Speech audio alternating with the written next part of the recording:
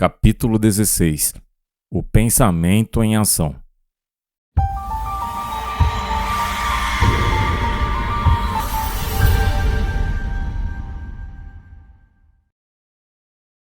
Sem atentar-se em detalhes e sem aprofundar-se em explicações, o escritor gostaria de levar os seus leitores a uma viagem através do pensamento em ação, ou do pensamento dinâmico em operação na vida humana.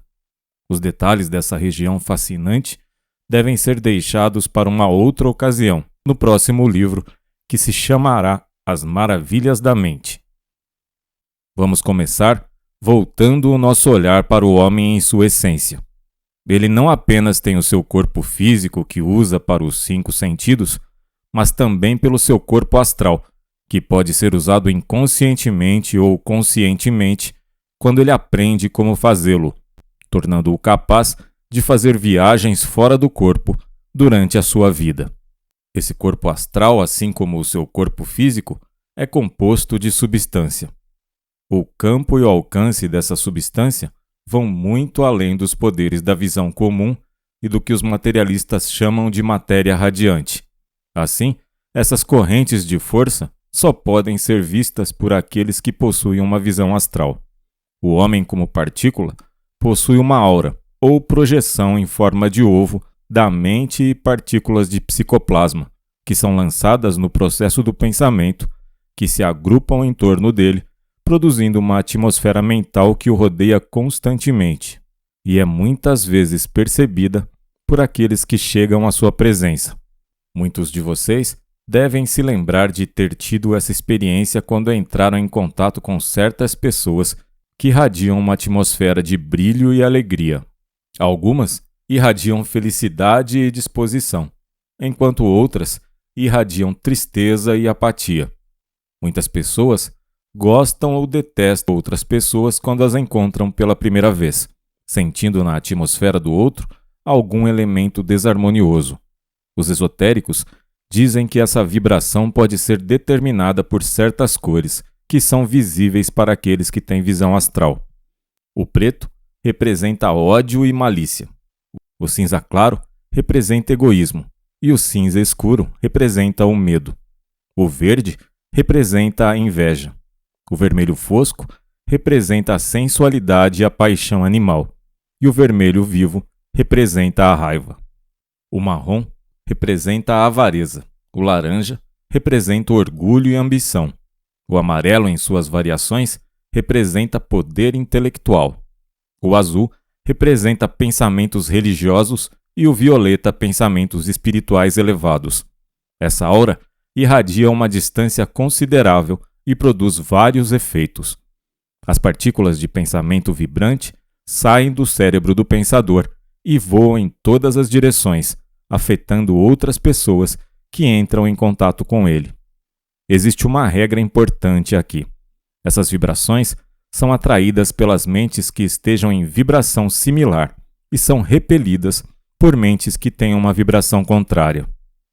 Semelhante atrai semelhante no mundo do pensamento. Algumas dessas partículas de pensamento permanecem por longos períodos, mesmo após a morte do pensador que as emitiu.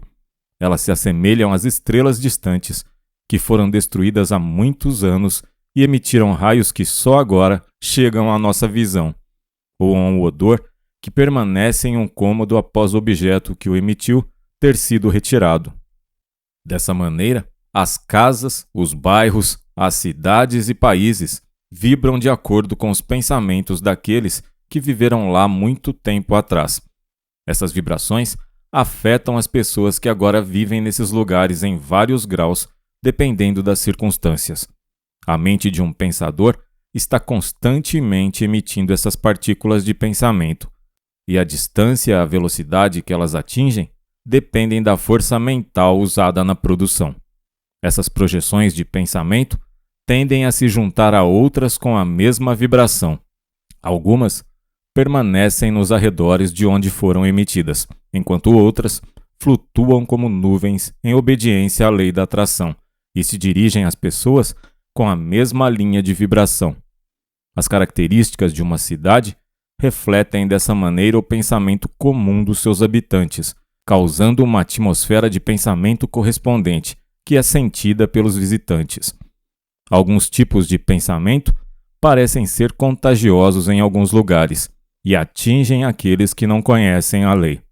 Alguns estabelecimentos comerciais irradiam uma atmosfera de confiança e honestidade, enquanto outros despertam desconfiança e precaução. Os lugares, assim como as pessoas, têm a sua própria atmosfera mental.